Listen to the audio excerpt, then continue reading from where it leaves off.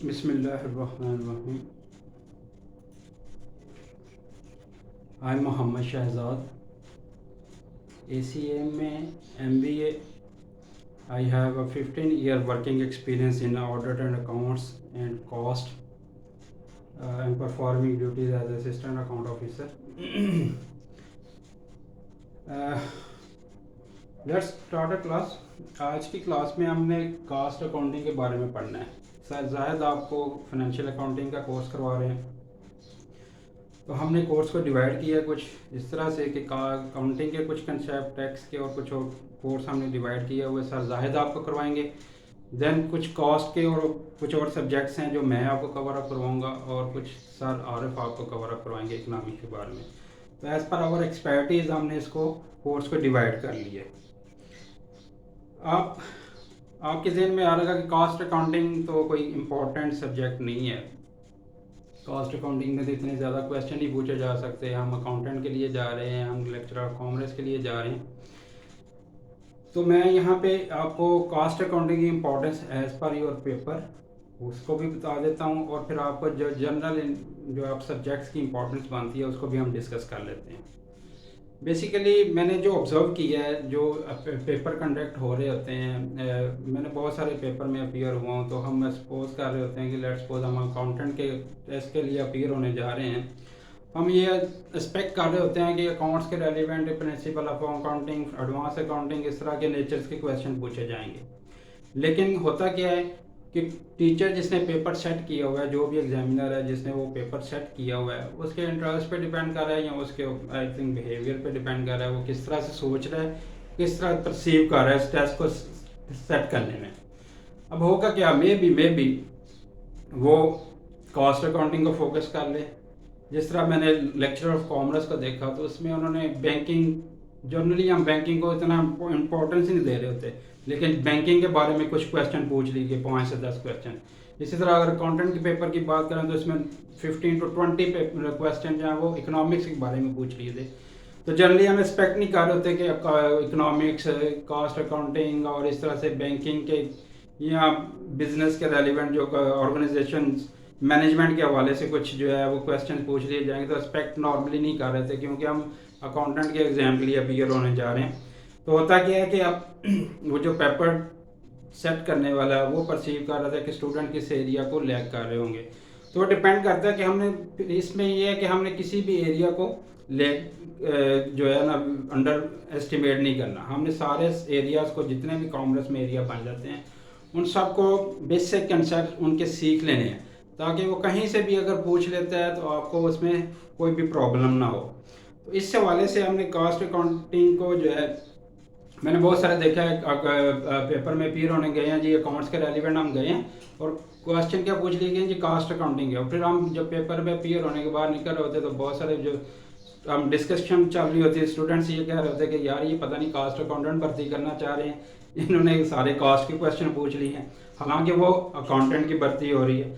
तो इस तरह से ये चीज़ें जो है ना ये परसीव की जा सकती हैं। तो हमने कास्टिंग के हवाले से या कॉमर्स के बीइंग कॉमर्स स्टूडेंट्स, हमें कॉमर्स के ऑल सब्जेक्ट्स और फील्ड्स पे जो है वो एक्सपर्टीज़ हासिल करनी है।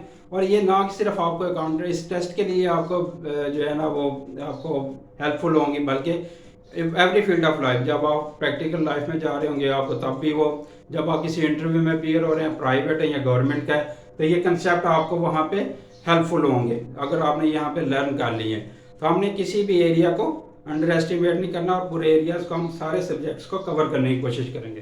तो आज की क्लास में हम कास्ट अकाउंटिंग कुछ जो है वो कंसेप्ट सीखेंगे।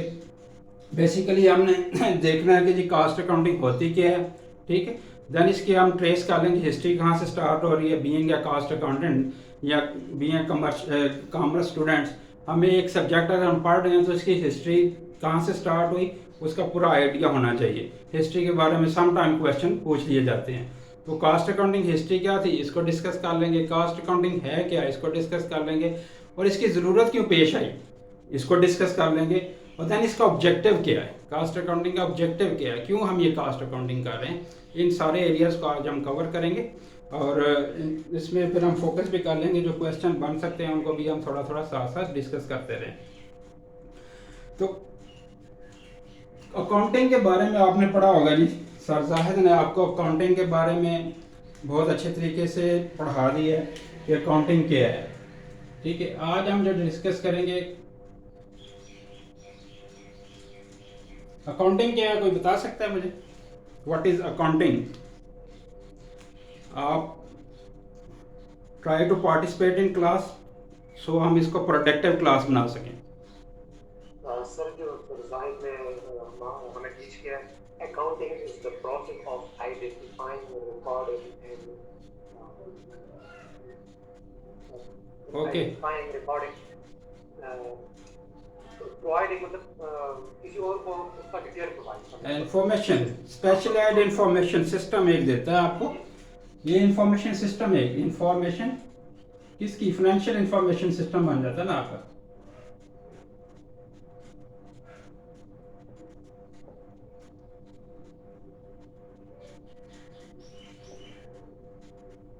ये एक इंफॉर्मेशन सिस्टम है, स्पेशलाइज्ड होता है।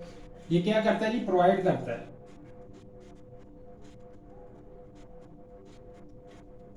प्रोवाइड्स कर रहा होता है इंफॉर्मेशन। कौन सी इंफॉर्मेशन प्रोवाइड कर रहा होता है? Economic information.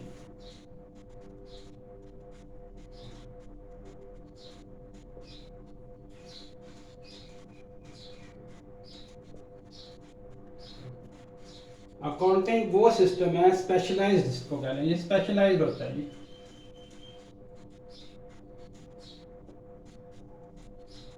ठीक है, स्पेशलाइज्ड इंफॉर्मेशन सिस्टम जो प्रोवाइड कर रहा था इकोनॉमिक इंफॉर्मेशन। किन के लिए कर रहा था जी? फॉर डिफरेंट यूजर्स या पीपल्स या कुछ भी आप कह सकते हैं। ठीक है, यूजर्स कह रहे हैं इसको। ओके, तो ये इकोनॉमिक इंफॉर्मेशन देता है जी डिफरेंट। अब उसमें हमने पढ़ लिया जी, ये इंटरनल भी दे रहा था, एक्सटर्नल भी दे रहा था, बड़े अच्छे तरीके से आपने वो पढ़ लिया। हमने अभी इसी को मूव करना है आगे। ये अकाउंटिंग की ब्रांचेस क्या बन रही हैं बेसिकली, इस पे हम डिस्कस करते थे कि अकाउंटिंग की ब्रांचेस क्या बन रही हैं।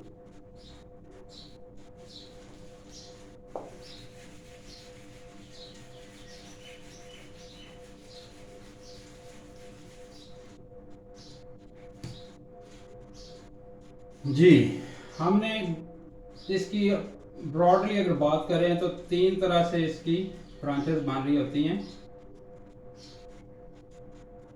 फाइनेंशियल अकाउंटिंग, ओके जी, कास्ट अकाउंटिंग, मैनेजमेंट अकाउंटिंग। ठीक है जी, तीन ब्रांचेस है अकाउंटिंग की। फाइनेंशियल अकाउंटिंग आपने पढ़ लिया जी, इसमें आप रिकॉर्डिंग कर रहे थे जी फाइनेंशियल ट्रांजैक्शन और इंफॉर्मेशन दे रहे थे आप इंटरनल एक्सटर्नल यूजर्स को। ठीक है, प्रोवाइड कर रहे थे इंफॉर्मेशन। अब इस लेक्चर में हमने फोकस करना है कास्ट अकाउंटिंग पर, मैनेजमेंट अकाउंटिंग पे। हमने देखा है कि कास्ट अकाउंटिंग क्या करती है जी, मैनेजमेंट अकाउंटिंग का क्या पर्पज है। अब कास्ट अकाउंटिंग में क्या हो रहा था जी, कास्ट क्या कर रही है जी, आपने यहाँ पे फाइनेंशियल डाटा रिकॉर्ड कर रहे थे एफए में, फाइनेंशियल अकाउंटिंग में, तो सीए में आप क्या करें जी, कास्ट अकाउंटिंग में क्या क्या record of all cost incurred, recording of all cost incurred. ठीक है, कास्ट अकाउंटिंग में जो भी कास्ट इनकर्ड होती है उसको हम रिकॉर्ड कर रहे होते हैं। ठीक है, आइडेंटिफाइंग, क्लासिफाइंग एंड रिकॉर्डिंग। ठीक है, ये रिकॉर्डिंग कर रहे होते हैं हम कास्ट इनकर्ड की। ठीक है, और ये क्यों कर रहे होते हैं, ये रिकॉर्डिंग क्यों की जाती है जी, for planning and controlling.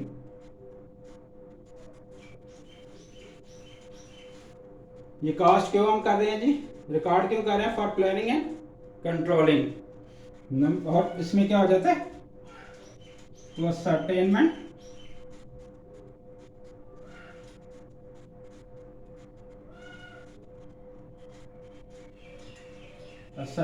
Of cost recording of all cost incurred, हम ये रिकॉर्ड क्यों कर रहे हैं? For planning and controlling and ascertainment of cost, किसी भी एक प्रोडक्ट की कॉस्ट को कैलकुलेट करने के लिए हम ये क्या कर रहे हैं जी, रिकॉर्ड ऑफ कॉस्ट इंकर्ड, जितनी भी उनको हम रिकॉर्ड कीपिंग करते जा रहे हैं, बुक्स में लिखते जा रहे हैं उसकी। अब सर्टेनमेंट ऑफ कॉस्ट कर लिया हमने, ठीक है। तो प्लानिंग क्या है और कंट्रोलिंग क्या है, ठीक है। प्लानिंग क्या है? अब आपने ये कॉस्ट डाटा जब आपके पास आ गया, उसकी बेस पे लेट्स सपोज आपने प्रीवियस मंथ कॉस्ट जो इनकर की थी, मटेरियल की एक कॉस्ट थी, लेबर की एक कॉस्ट थी, ठीक है, ओवरहेड्स की एक कॉस्ट थी, और आप नेक्स्ट पीरियड के लिए आप बजट बनाने जा रहे हैं, ठीक है, जिसको हम बजटिंग कहेंगे। तो अब ये क्या कर रहे हैं जी, ऑन द कॉस्ट डाटा आप प्लानिंग कर रहे हैं, ओके। अब प्लानिंग हमने डिफाइन कर ली कि प्लानिंग क्या है जी, हम नेक्स्ट फ्यूचर को अपने पर जो है एस्टिमेट कर लिया, फ्यूचर को हमने एस्टिमेट कर लिया कि फ्यूचर में हम क्या करने वाले हैं, ठीक है। अब कंट्रोल, अब ये प्लानिंग कर ली और इसका जब एक्चुअल रिजल्ट आएगा,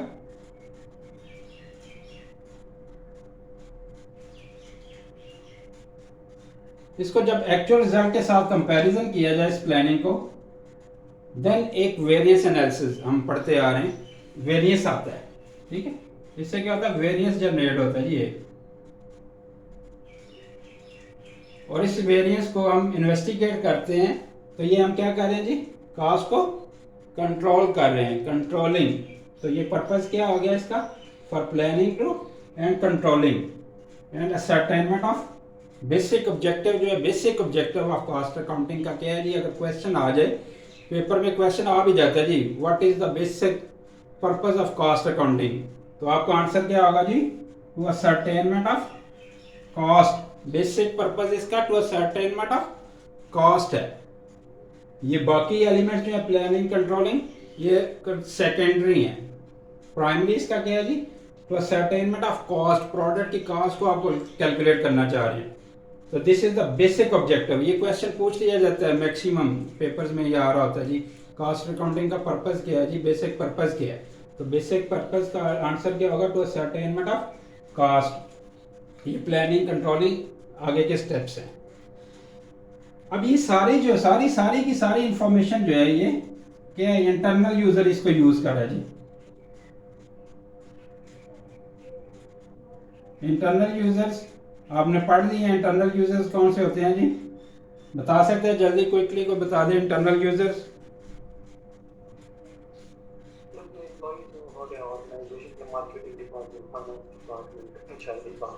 जी मैनेजर्स एम्प्लॉयज, ये सारे स्टेक होल्डर्स क्या इंटरनल्स में आ रहे होते हैं। लेकिन क्या कॉस्ट अकाउंटिंग इंटरनल रिपोर्टिंग के लिए या इसका एक्सटर्नल पर्पस भी है, कोई एक्सटर्नल यूजर के लिए भी रिपोर्टिंग होती है? Have you any idea about this? External reporting, cost accounting में एक्सटर्नल रिपोर्टिंग भी होती है क्या, तो बता सकते हैं जी हाशिम जी? हाँ जी, फाइनेंशियल अकाउंटिंग किस किस को रिपोर्ट कर रही होती है, यूजर कौन से होते हैं उसके? वो तो जो एक्सटर्नल यूजर्स होते हैं, टैक्सेशन अथॉरिटी, ऑडिटिंग, कस्टमर्स।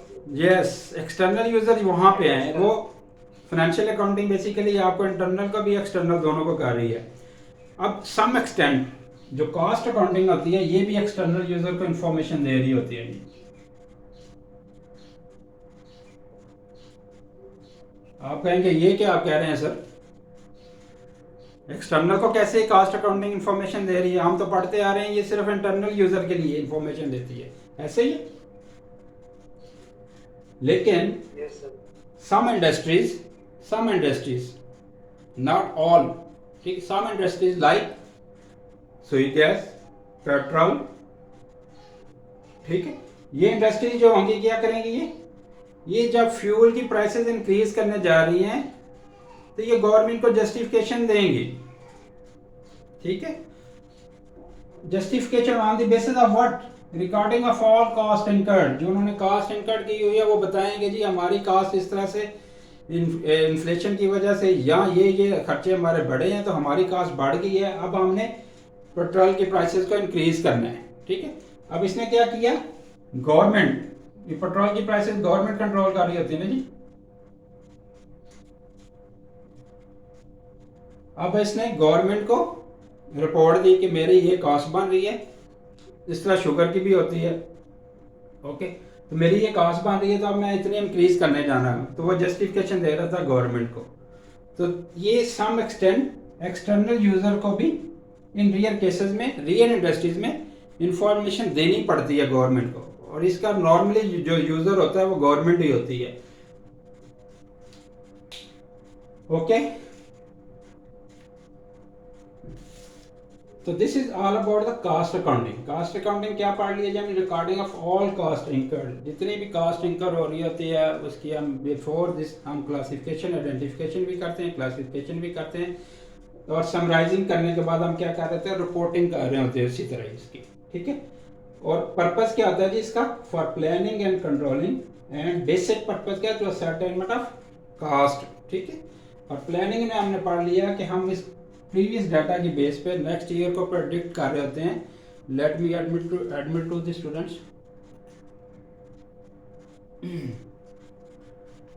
तो हम प्लानिंग कर रहे होते हैं, देन हम जब प्लान कर लेते हैं तो एक्चुअल रिजल्ट जब हम परफॉर्म करते हैं, एक्टिविटी परफॉर्म की जाती है, तो उस वक्त हम क्या करते हैं जी, इसको एक्चुअल को प्लान के साथ कंपैरिजन करते हैं। जो स्टैंडर्ड कॉस्टिंग भी आप पढ़ रहे होते हैं उसमें हम पढ़ते भी हैं, आगे फर्दर जब हम जाएंगे इन डेप्थ चीज़ें को डिस्कस करेंगे तो इसमें पढ़ेंगे भी, और रेलिवेंट क्वेश्चन जो आ रहे होते हैं पेपर में वो साथ साथ डिस्कस भी करते जाएंगे।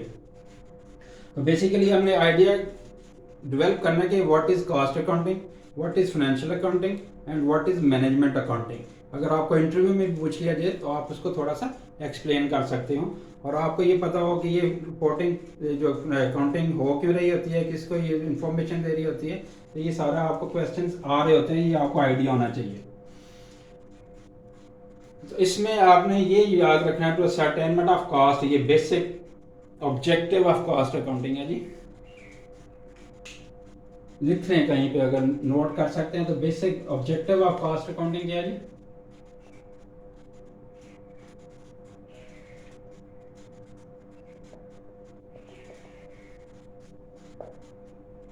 टू असर्टेनमेंट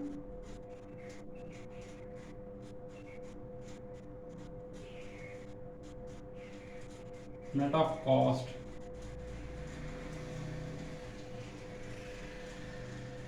ठीक है, तो सर्टेन या सर्टेनमेंट ऑफ कास्ट, कास्ट को हमने बेसिकली मालूम करना होता है कि इस प्रोडक्ट के अगेंस्ट, इस ऑपरेशन के अगेंस्ट। अब कास्ट को भी आइडेंटिफाई करना होता है, ये भी आपको मैं बताता चलूँ कि कास्ट जब इनकर हो रही होती है, ये जब कास्ट इनकर हो रही होती है तो आप कैसे इसको रिकॉर्ड कर रहे होते हैं, विद रिस्पेक्ट टू प्रोडक्ट कर रहे होते हैं। ठीक है, ऑपरेशंस वाइज कर लेते हैं, प्रोसेस वाइज कर लेते हैं, जॉब वाइज कर लेते हैं। तो इस तरह से आप जॉब वाइज कर रहे हैं, मटेरियल कंज्यूम की कॉस्ट कर रहे हैं, लेबर कॉस्ट, लेबर आवर्स की कॉस्ट, तो ये सारा कॉस्ट इनकर हो रही होती है, इस नेचर की कॉस्ट इनकर हो रही होती है, जिसको आप रिकॉर्ड करते जा रहे हैं और एक रिपोर्टिंग फॉर्म बनाते जा रहे हैं। ठीक है, अब हम आ जाते हैं जी मैनेजमेंट अकाउंटिंग के बारे में। ये तो है सारी कास्ट अकाउंटिंग, तो मैनेजमेंट अकाउंटिंग क्या है।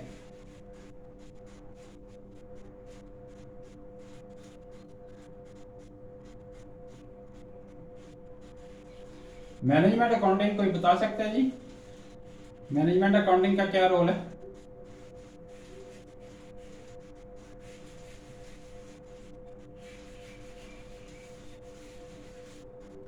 Anyone please try to contribute in class, discuss।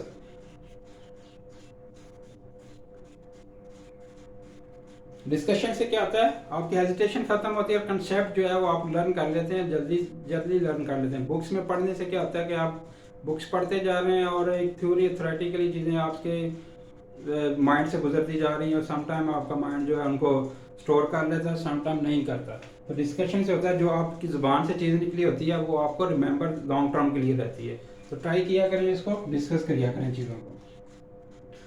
अब मैनेजमेंट अकाउंटिंग क्या करेगी जी? मैनेजमेंट अकाउंटिंग का क्या रोल बनता है? कास्ट अकाउंटिंग हमने बेसिकली इन दो पे फोकस करना है। हम जो पढ़ने वाले हैं वो दो ही है, कास्ट अकाउंटिंग और मैनेजमेंट अकाउंटिंग, ये पढ़ने वाले हैं जी। मैनेजमेंट अकाउंटिंग अब क्या करेगी? इन दोनों को इंफॉर्मेशन जो है, इन दोनों को जो है फाइनेंशियल अकाउंटिंग की इंफॉर्मेशन और कास्ट अकाउंटिंग की इंफॉर्मेशन दोनों ही यूटिलाइज करेगी मैनेजमेंट अकाउंटिंग में। दोनों ही इंफॉर्मेशन हम लेंगे। जो मैनेजमेंट अकाउंटेंट होगा वो कास्ट फाइनेंशियल अकाउंटेंट जो होगा, जनरल अकाउंटेंट जो कहलाता है, उसको भी और कास्ट अकाउंटेंट से भी डाटा ले रहा होगा सम टाइम। ये कैसे ऐसे को हम देख भी लेते हैं। ये करेगा जी, बोथ करेगा, both data use.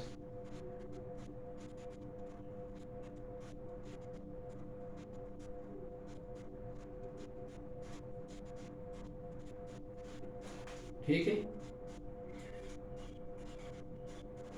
Both information, financial की भी और कास्ट की भी, फाइनेंशियल की भी, अकाउंटिंग की भी और कास्ट अकाउंटिंग की भी। ठीक है, दोनों की इंफॉर्मेशन को ये यूज करेगा। अब करेगा क्या? तो मैनेजमेंट अकाउंटिंग में बेसिकली आप डिसीजन मेकिंग करते हैं on the basis of financial data and on the basis of cost data. आप डिसीजन मेकिंग कर रहे होते हैं मैनेजमेंट अकाउंटिंग में। डिसीजन मेकिंग कैसे करेंगे? आप जो प्रोफेशनल नॉलेज होगा, आपका जो प्रोफेशनल नॉलेज बनता है उसको अप्लाई करेंगे, प्रोफेशनल नॉलेज को अप्लाई करेंगे इस डाटा पे। ठीक है, कैसे? अब फाइनेंशियल भी और कास्ट अकाउंटिंग कैसे होगा ये? लेट्स सपोज आप एक नई प्रोडक्ट लॉन्च करने जा रहे हैं। ठीक है, अब एक प्रोडक्ट को लॉन्च करने के लिए आपको डेफिनेटली आपको कास्ट अकाउंटिंग इन्फॉर्मेशन भी चाहिए, फाइनेंशियल अकाउंटिंग की इन्फॉर्मेशन भी चाहिए। फाइनेंशियल अकाउंटिंग आप इन्फॉर्मेशन क्या दे रही होगी जी? कि हमारे पास कैश इतना पड़ा हुआ है जिससे हम नया प्रोजेक्ट लॉन्च कर सकते हैं या नहीं कर सकते। ठीक, इन्वेस्टमेंट कर सकते हैं कि नहीं कर सकते। ठीक, ये इन्फॉर्मेशन कहाँ से मिल रही होगी हमें? फाइनेंशियल अकाउंटिंग से। अब कास्ट अकाउंटिंग से हमें क्या चाहिए जी? हमें लेबर आवर्स के बारे में पता चले कि हमारे पास जो लेबर है उनके पास अवेलेबल आवर्स कितने हैं। ठीक है, मटेरियल इन क्वांटिटी, ये तो हमें सारी जो फाइनेंशियल अकाउंटिंग मॉनेटरी टर्म्स में इंफॉर्मेशन दे रही होगी। ठीक है, जबकि कास्ट अकाउंटिंग क्या है? आपको नॉन मॉनेटरी टर्म्स में भी वैल्यू दे रही होगी। नॉन मॉनेटरी टर्म्स को भी, नॉन मॉनेटरी टर्म्स क्या आ जाएंगे? मॉनेटरी टर्म्स क्या होते हैं जिसमें आपकी कैश इन्वॉल्व हो रही है ना, वो आपके मॉनेटरी टर्म्स कहलाते हैं ना। ठीक है, जिसमें मनी इन्वॉल्व हो रही है। नॉन मॉनेटरी टर्म्स क्या हैं? अब लेबर आवर्स में मनी तो नहीं इन्वॉल्व हो रही, लेकिन क्या है, ये एक डाटा इंफॉर्मेशन चाहिए आपको। ठीक है, मटेरियल की क्वांटिटी आपको चाहिए, तो ये क्या है सारा? अब क्वांटिटी है, ये इन मॉनेटरी टर्म्स नहीं है, नॉन मॉनेटरी टर्म्स हैं। तो ये दोनों तरह से ये इंफॉर्मेशन इसको चाहिए होती है। मैनेजमेंट अकाउंटिंग में आपको मॉनेटरी और non monetary and non monetary. ठीक है, ये आपको दोनों तरह से इंफॉर्मेशन चाहिए होती है जी। और इसकी बेस पे आप क्या करते हैं? अपना प्रोफेशनल नॉलेज अप्लाई करते हुए एक डिसीजन करते हैं। ठीक है, आया आपके पास प्रोडक्ट, आप एक प्रोडक्ट लॉन्च करने जा रहे हैं, उसके लिए आपके पास मटेरियल क्या है, मार्केट से मटेरियल क्या प्रोक्योर करने हैं, आपके पास लेबर आवर्स कितने अवेलेबल हैं, आया मैम फर्दर लेबर हायर करनी है। तो ये चीज़ें आप डिसीजन कर रहे होते हैं। और फाइनेंशियल अकाउंटिंग में आप क्या देख रहे हैं कि कैश हमारे पास कितनी अवेलेबल है, हम क्या प्रोजेक्ट्स पे जा सकते हैं, न्यू इन्वेस्टमेंट कर सकते हैं, नहीं कर सकते, हमारे पास ऑलरेडी प्रॉफिट क्या जनरेट हो रहे हैं। तो ये सारी चीज़ें आप देख रहे होते हैं और इसकी बेस पे आप क्या करते हैं जी? डिसीजन मेकिंग करते हैं कि जी हमने प्रोजेक्ट लॉन्च करनी है या नहीं करनी। तो this is the part of management accounting. Okay, management accounting के पार्ट पे ये चीज़ें एनालाइज करके एक डिसीजन किया जाता है। और both information taken from financial accounting and cost accounting, दोनों तरफ से हम इंफॉर्मेशन लेते हैं और मॉनेटरी और नॉन मॉनेटरी दोनों तरह की इंफॉर्मेशन लेके देन हम एक डिसीजन मेकिंग करते हैं। ठीक है, और ये डिसीजन मेकिंग मैनेजमेंट अकाउंटिंग में डील की जाती है। तो कास्ट एंड मैनेजमेंट अकाउंटिंग इकट्ठी क्यों चलती है? इसका रीज़न क्या होती है कि ज़्यादा डाटा जो है इसका ज़्यादा एनालिसिस आपको कॉस्ट अकाउंटिंग के चाहिए होते हैं, तो इसलिए ये कंबाइन चल रही होती हैं साथ साथ, कॉस्ट एंड मैनेजमेंट अकाउंटिंग। अब बुक्स भी इसी तरह से कंपाइल हुई होती हैं, cost and management accounting. Cost में क्या होता है कि अब सबसे पहले एक आपको सर्टेनमेंट ऑफ कॉस्ट के प्रोसीजर बताए जाते हैं जी, कॉस्ट है क्या, बिहेवियर क्या है, क्लासिफिकेशन ऑफ कॉस्ट के हैं, ठीक है। ये करने के बाद आपको देन आपको एनालिसिस की तरफ ले जाया जाता है। देन डिसीजन मेकिंग में बजटिंग, जैसे हम फिर कैपिटल बजटिंग पढ़ते हैं, मेक और बाय डिसीजन करते हैं, रेलिवेंट कॉस्ट डिसीजन करते हैं, ठीक है। एक यूनिट का शट डाउन करना है या नहीं करना, तो इस तरह की decision making on the basis of cost data and financial data हो रही होती है। तो this is all about the financial accounting, cost accounting and management accounting.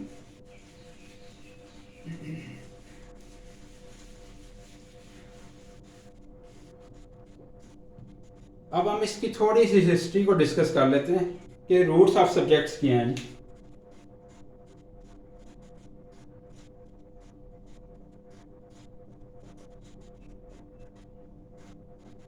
ये सब्जेक्ट्स की ज़रूरत क्यों पेश आई, ये कब स्टार्ट हुआ, इसको हम देख लेते हैं। हिस्ट्री में सबसे पहले जब से भी बिजनेस एक्टिविटी हो रही है जी, कॉस्ट अकाउंटिंग कब वार्ज़ वजूद में आई, कब ये कायम हुई जी, कॉस्ट अकाउंटिंग कब हमने पढ़ना शुरू की। तो जब से भी ये कॉस्ट अकाउंटिंग बिजनेस एक्टिविटीज़ हो रही हैं, कॉस्ट अकाउंटिंग तभी से चली आ रही है। आप कहेंगे ये कैसे पॉसिबल है सर, बार्टर सिस्टम आपने पढ़ा होगा। What is barter system?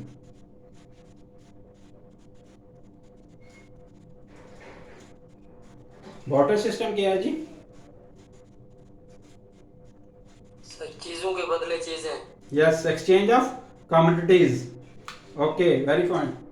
अब बार्टर सिस्टम में आपने एक्सचेंज ऑफ कमोडिटीज करना है, प्रोडक्ट करना है या गुड्स करना है, तो आप क्या करेंगे जी? कहेंगे जी लेट्स सपोज आपके पास वीट है और राइस के आप एक्सचेंज करना चाह रहे हैं, तो क्या करेंगे आप वीट की कोई ना कोई तो आप कॉस्ट कैलकुलेट करेंगे ना, कोई ना कोई ऐसे कॉस्ट को असेस करेंगे ना कि मेरी वीट जो है आपके 5 किलो चावल जो होंगे उनके इक्वल होगी, ठीक है। अब आपने क्या किया, कर लिया जी, एक कास्ट आइडेंटिफाई कर ली कि मेरे 1 केजी जो वीट है ये 5 किलो चावल होंगे, या 5 किलो वीट है तो ये 1 किलो चावल के अगेंस्ट होंगे। तो ये क्या कर रहे हैं आप, बार्टर सिस्टम में भी क्या कर रहे हैं आप, कास्टिंग कर रहे हैं बेसिकली। तो ये कास्टिंग तब से है जब से एक बिजनेस एक्टिविटी चली आ रही है।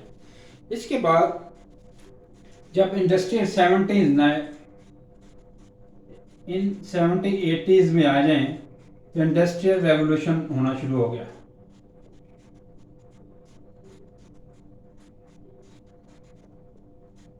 ठीक है, वॉस किस्म की प्रोडक्शन स्टार्ट हो गई जी।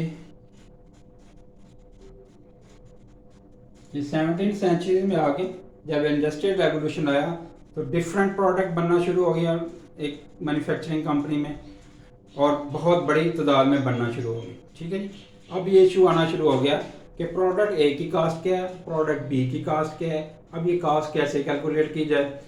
तो इसके लिए फिर क्वेश्चन रेज होना शुरू हो गया कि अब चैलेंज बनना शुरू हो गया कि अब कास्ट कैसे रिकॉर्ड कीपिंग की जाए, इसकी कैसे इसको अकाउंट फॉर किया जाए, ताकि हमें आइडिया हो, हमें पता चले कौन सी प्रोडक्ट पे क्या कास्ट इनकर हो रही है और इससे कौन सी प्रोडक्ट से हमें प्रॉफिट जनरेट हो रहा है और कौन सी प्रोडक्ट से प्रॉफिट जनरेट नहीं हो रहा।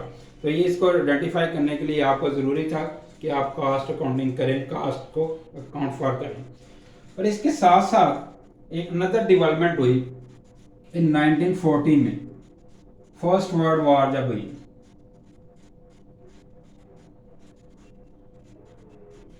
ठीक है, फर्स्ट वर्ल्ड वॉर जब हुई इन 1940 में हुई थी जी। इसमें क्या हुआ, इसमें defence equipment between the government, between the countries exchange होना शुरू हुए। ठीक है, क्योंकि वॉर हो रही थी तो इक्विपमेंट तो चाहिए था, वॉर इक्विपमेंट तो चाहिए था, डिफेंस इक्विपमेंट तो चाहिए था, हर कंट्री को ज़रूरत पेश आ रही थी, तो जंग में इन्वॉल्व था। अब क्या हो रहा था कि जब गवर्नमेंट क्लेम कर रही थी, गवर्नमेंट टू गवर्नमेंट जब क्लेम जा रहे थे डिफेंस के कि आपने इतने का प्रोक्योर किया, इतने पैसे पे कर दें जी।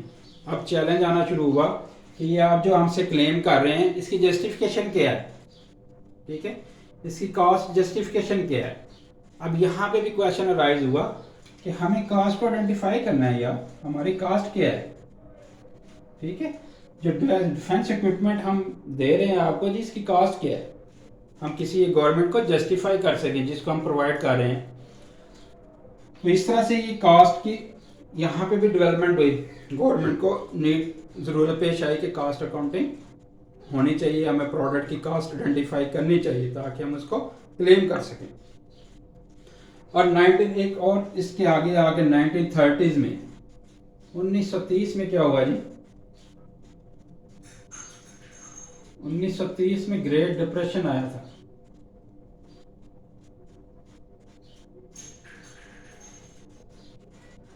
इसमें क्या हुआ था कि आपकी स्टॉक एक्सचेंज, यूएसए की स्टॉक एक्सचेंज कोलैप्स कर गई थी। अब बहुत बड़ी तादाद में जो है वो प्रोडक्ट की कास्ट जो थी वो इंक्रीज होना शुरू हो गई। प्रोडक्ट की कास्ट को कंट्रोल करना बड़ा मुश्किल हो गया, गवर्नमेंट के लिए एक चैलेंज बन गया कि कास्ट को कंट्रोल कैसे किया जाए।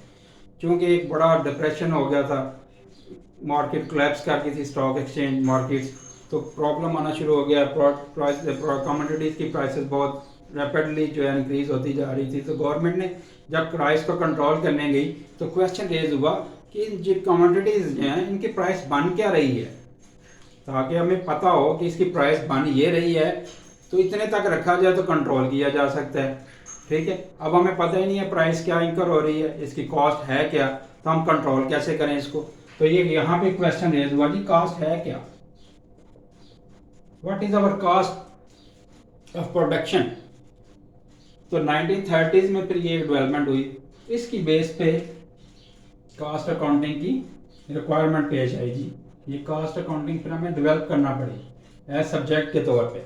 और इसमें सबसे बड़ी कंट्रीब्यूशन जी कास्ट अकाउंटिंग के सब्जेक्ट में सबसे बड़ी कंट्रीब्यूशन किसकी है जी, इसके फादर ऑफ कास्ट अकाउंटिंग कौन है जी, एनीवन बता सकता है जी, फादर ऑफ कास्ट अकाउंटिंग क्या है, कौन है जी father of cost accounting.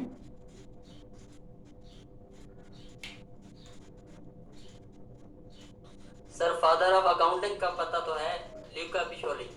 Yes, cost accounting का पता नहीं है। ओके, चलें जी आज आपको कास्ट अकाउंटिंग के फादर के बारे में बता देते हैं जी।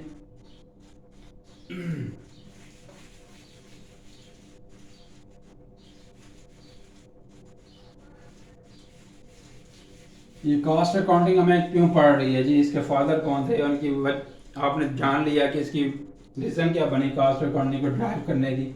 और इसके फादर हैं जी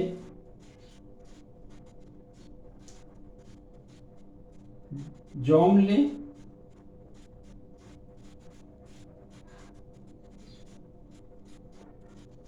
Nicolson.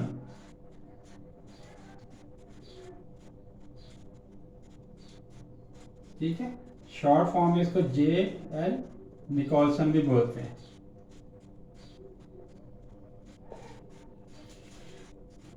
Okay, John Lee Nicholson is the father of cost accounting. Okay, ये 1862 में इसकी बर्थ है जी।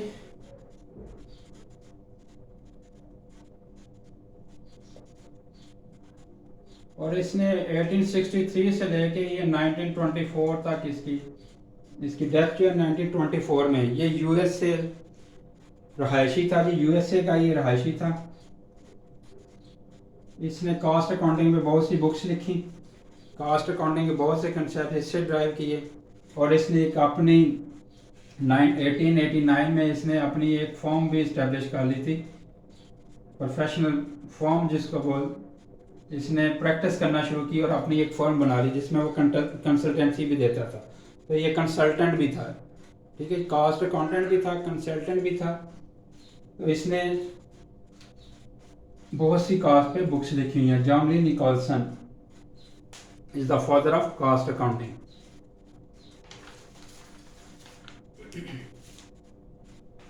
ओके जी, कौन है जी father of cost accounting?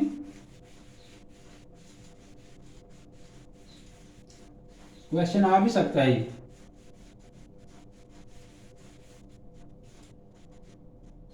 Anyone please बताएं ना, अभी हमने पढ़ा है, अब तो रिपीट करें इसको।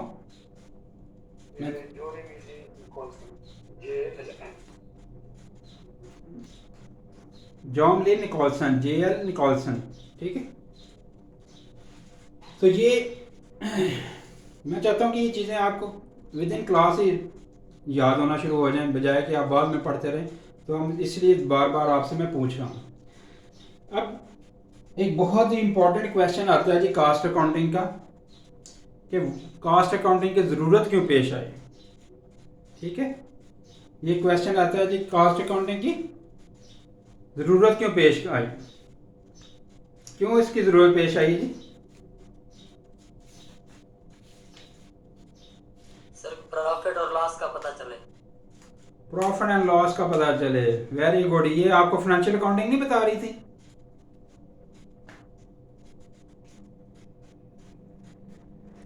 फाइनेंशियल अकाउंटिंग क्या कर रही थी जी, प्रॉफिट एंड लॉस नहीं बता रही थी आपको? जी सर। तो फिर ये कॉस्ट अकाउंटिंग की जरूरत क्यों पेश आई? किसी प्रोडक्ट की कॉस्ट बता रहे, प्रोडक्ट की कॉस्ट को आइडेंटिफाई कर सकेंगे, यस। जो आपने बात की कि प्रॉफिट भी एक सेंस में ठीक है। आपको जो फाइनेंशियल अकाउंटिंग प्रॉफिट दे रही थी वो और होल बिजनेस का प्रॉफिट बता रही थी, ठीक है। लेकिन एक प्रोडक्ट का प्रॉफिट नहीं बता रही थी, ठीक है। एक प्रोडक्ट ए पे प्रॉफिट कितना है, प्रोडक्ट बी पे प्रॉफिट कितना है, ठीक है। प्रोडक्ट ए की कॉस्ट नहीं हमें बता रही थी, प्रोडक्ट बी की कॉस्ट नहीं बता रही थी। ओवरऑल बिजनेस में बता रही थी जी इतना आपने एक्सपेंडिचर किया है, इतना आपकी इनकम थी, आपने रेवेन्यू इतना जनरेट किया, आपकी ये आपने एक्सपेंडिचर किया और ये आपका प्रॉफिट है, ठीक है। ये फाइनेंशियल अकाउंटिंग करके हमें दे रही थी। तो इसमें कुछ लिमिटेशंस थी, फाइनेंशियल अकाउंटिंग में कुछ लिमिटेशंस थी जिसकी वजह से हमें कॉस्ट अकाउंटिंग की ज़रूरत पेश आई। तो ये क्वेश्चन आ जाता है, अक्सर ही पूछ लिया जाता है पेपरों में कि cost accounting was developed because of, ठीक है। Cost accounting was developed because of, क्यों? इसमें आंसर होता है जी लिमिटेशन होती है जी। फाइनेंशियल अकाउंटिंग में क्या है जी, लिमिटेशंस होती हैं।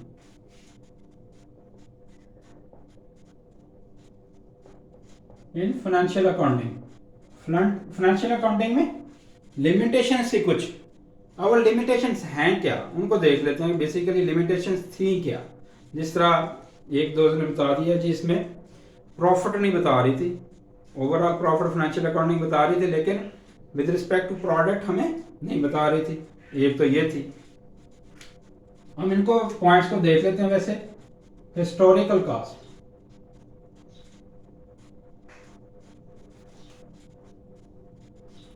एंड एंटीसिपेटेड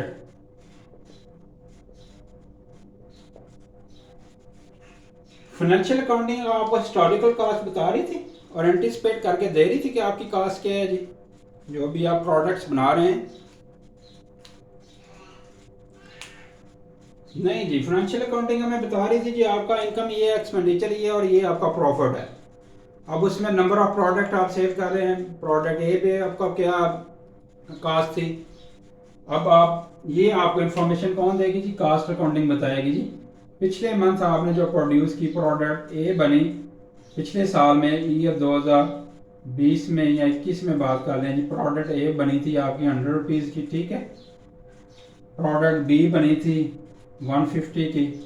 अब हम 2022 में हैं, अब इसकी कास्ट क्या है जी, 110 है, 160 है।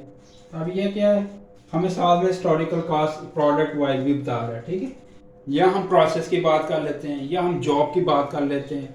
तो ये हम डिफरेंट तरह की इंफॉर्मेशन हमें ये दे रहा होगा। प्रोसेस पे आपकी ये पिछले साल ये कास्ट थी, प्रोसेस ए पे, प्रोसेस बी पे, प्रोसेस सी पे, डिपार्टमेंट ए पे, डिपार्टमेंट बी पे, डिपार्टमेंट सी पे, कॉस्ट सेंटर ए पे, कॉस्ट सेंटर बी पे, कॉस्ट सेंटर सी। तो ये डिफरेंट एंगल से आपको क्या कर रही थी जी, कास्ट असर्टेन कर रही थी, बता रही थी, हिस्टोरिकल कॉस्ट बता रही थी, अकोमोलेट कर रही थी, रिकॉर्ड कर रही थी, अकोमोलेट करके आपको रिपोर्ट दे रही थी कि आपकी ये कॉस्ट थी। उनकी बेस पे आप एंटिसिपेट भी कर रहे थे जी अगले साल में हम, इट्स मीन कि पिछले साल हम 100 पे खड़े थे, अब हम 110 पे हैं। 2023 में हम जाके इट्स मीन कि हमारी कॉस्ट है 120 प्लान कर सकते हैं हम, ठीक है जी। इस तरह की हिस्टोरिकल एंटिसिपेटेड हमें कास्ट की इंफॉर्मेशन फाइनेंशियल अकाउंटिंग नहीं दे रही थी। तो नंबर 1 लिमिटेशंस, ठीक है जी। नंबर 2 लिमिटेशन क्या थी जी? ओवरऑल तो आंसर आपका बन जाएगा जी कि लिमिटेशंस थी फाइनेंशियल अकाउंटिंग में, इसलिए कॉस्ट अकाउंटिंग डेवलप हुई। अब ये लिमिटेशन 2 क्या थी इसकी? आप कॉस्ट कंट्रोल नहीं कर पा रहे थे ना, ठीक है। आप cost controlling tool, cost accounting आपकी जो कॉस्ट का डाटा है कंपाइल करके आपको दे रही है और स्टैंडर्ड कॉस्टिंग हो रही है, आप स्टैंडर्ड सेट कर लेते हैं, देन एक्चुअल रिजल्ट के साथ कंपैरिजन करते हैं, देन वेरिएंस एनालिसिस करते हैं, तो आप क्या कर रहे हैं जी?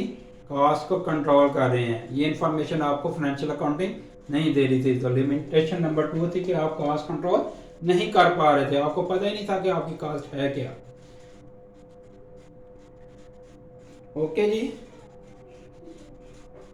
थर्ड जो प्रॉफिट की बात हुई, प्रॉफिटेबिलिटी, प्रॉफिटेबिलिटी हमें नहीं पता चल रही थी हमारा प्रॉफिट है क्या। जो हमने अभी बात कर ली कि प्रॉफिट हमें ओवरऑल तो फाइनेंशियल अकाउंटिंग कैलकुलेट करके दे रही थी, लेकिन प्रोडक्ट की इंफॉर्मेशन नहीं दे रही थी कि हमने कौन सी प्रोडक्ट को कैरी ऑन करना है, कौन सी प्रोडक्ट को शट डाउन करना है। तो ये हमें लाइन ऑफ प्रोडक्ट क्या रखनी है जो ज़्यादा प्रॉफिटेबल है, ये इंफॉर्मेशन हमें फाइनेंशियल अकाउंटिंग में नहीं मिल रही थी, वो ओवरऑल हमें प्रॉफिट बता रही थी, ठीक है। Limitation number 3। लिमिटेशन नंबर 4 क्या थी जी? Price setting.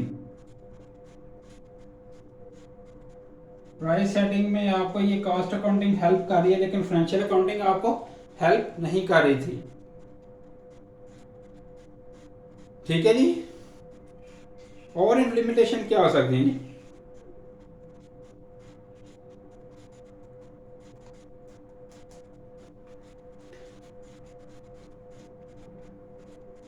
जो हमने बात की कि फाइनेंशियल अकाउंटिंग आप मॉनेटरी टर्म्स में तो आपको वैल्यू दे रही है, लेकिन नॉन मॉनेटरी टर्म्स नहीं बता रही थी। फाइनेंशियल अकाउंटिंग में मॉनेटरी टर्म्स में तो आपको पता चल रहा था,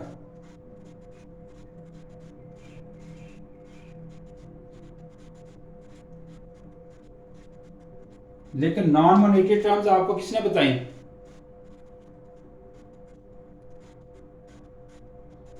ये आपको कॉस्ट अकाउंटिंग ने बताई। नॉन मॉनेटरी टर्म्स क्या हैं, तो बता सकता है जी? वो सर जिसमें मनी इन्वॉल्व ना हो, जैसे लेबर कॉस्टिंग, हमारी factory overhead costing, direct costing, indirect costing. Factory overhead costing, factory overhead costing आपको in terms of monetary terms नहीं मिल रही होती। लेबर कॉस्टिंग, लेबर कॉस्ट की जब हम बात करते हैं तो वो क्या आपको in form of monetary terms नहीं मिल रही थी? सर वुमेन लेबर आवर्स की बात है। Yes, labour hours, yes labour hours, material quantity, ठीक है। तो ये आपको क्या थी? नॉन मॉनेटरी वैल्यूज थी, आपके प्रोडक्शन पे कितनी क्वांटिटी लग रही है, लेबर आवर्स कितने लग रहे हैं, ठीक है। तो ये आपको इंफॉर्मेशन फाइनेंशियल अकाउंटिंग नहीं दे रही थी, तो नॉन मॉनेटरी टर्म्स आपको इंफॉर्मेशन कॉस्ट अकाउंटिंग से मिली। तो these are the limitations on financial accounting. फिर इसमें फाइनेंशियल अकाउंट जो बन रहे थे वो आपको क्लासिफाई करने के नहीं दे रहे थे। फाइनेंशियल अकाउंट से बन रहे थे आपके, जो फाइनेंशियल अकाउंटिंग में आप फाइनेंशियल अकाउंट्स बना रहे थे,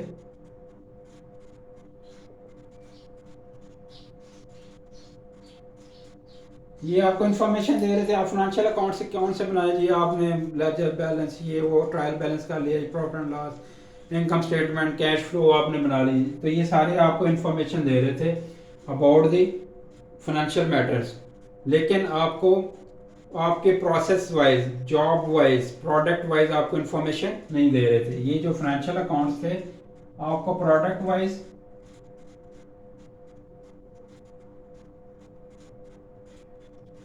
process wise,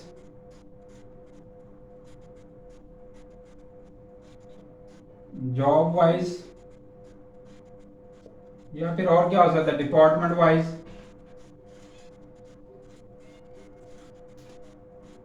production unit, non production units, different इसमें हो सकता है। तो ये हमें इस तरह से इंफॉर्मेशन क्लासिफाई करके फाइनेंशियल अकाउंटिंग हमें नहीं बता रही थी। फाइनेंशियल अकाउंटिंग ओवरऑल हमें बता रही थी जितना एक्सपेंडिचर हो गया आपका, ठीक है जी, उसमें से आपका रेवेन्यू ये है और प्रॉफिट आपका ये बन रहा है। तो ये these are the limitations of financial accounting. जिसकी वजह से हमें कास्ट अकाउंटिंग की ज़रूरत पेश आई। अब ये लिमिटेशन, जब ये क्वेश्चन आ जाए जी कास्ट अकाउंटिंग की आप क्यों डेवलप हुई, तो आपका आंसर क्या होगा जी, there are the limitation in financial accounting. और लिमिटेशंस को भी हमने नंबर ऑफ डिटेल्स में डिस्कस कर लिया कि लिमिटेशन थी क्या, क्या चीज़ें हमें ये इन्फॉर्मेशन नहीं दे रही थी जिसकी वजह से हमें कास्ट अकाउंटिंग की ज़रूरत पेश आई। आई होप कि आपने इसके बारे में अंडरस्टैंड कर लिया होगा इन चीज़ों को। अब हम अगर ओवरऑल इसको देख लें जी कि इनमें डिफरेंस क्या था,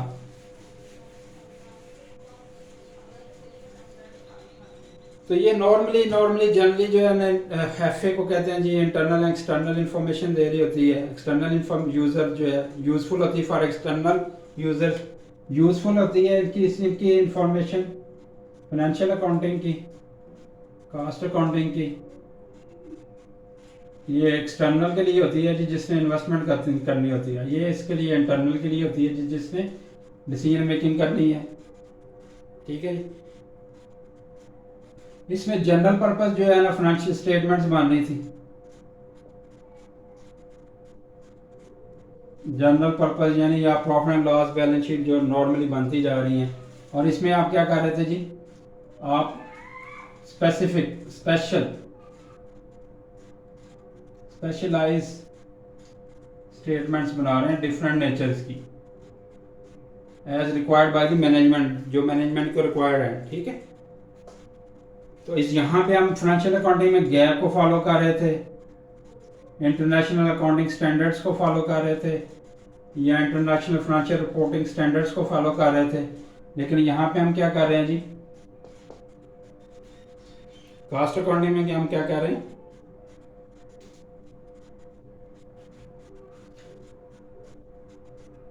हम मैनेजमेंट की रिक्वायरमेंट के मुताबिक इसको कंपाइल कर रहे हैं,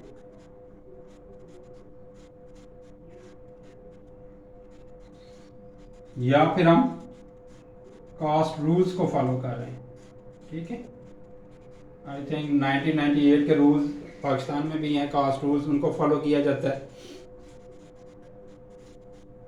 इसमें हम रिपोर्टिंग कर रहे थे जी, ईयरली बेसिस पे कर रहे हैं या हाफ ईयरली बेसिस पे कर रहे हैं, और इसमें हम वीकली भी कर रहे होंगे, इवन के डेली भी कर रहे होंगे। तो इस तरह से ये एक डिफरेंस है कास्ट अकाउंटिंग में, फाइनेंशियल अकाउंटिंग में। तो कल ये this is all about today's session. जो नेक्स्ट हमारा कल सेशन होगा उसमें हम फिर जो इसके बेसिक कंसेप्ट जो हैं कास्ट के, और इसमें नंबर ऑफ क्वेश्चन सेट हो रहे होते हैं कास्ट के, उनको डिस्कस करेंगे। और क्लासिफिकेशन ऑफ कास्ट क्या है, एलिमेंट ऑफ कास्ट क्या है, और इसमें बेसिक टर्म्स एक्सपेंस क्या होता है, कास्ट क्या होता है, what is the difference between expense and cost, इन सारी चीज़ों को हम डिस्कस करेंगे। और इनके रेलिवेंट जो क्वेश्चन पेपर में सेट हो रहे होते हैं उनको डिस्कस करेंगे।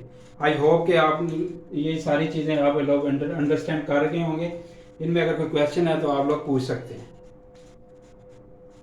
Thank you sir. Okay, see you इंशाल्लाह नेक्स्ट लेक्चर। कल हम वेरी इंपॉर्टेंट इसमें हम चीज़ों को डिस्कस करेंगे जो मोस्टली पेपर में पूछी जा रही होती हैं। ओके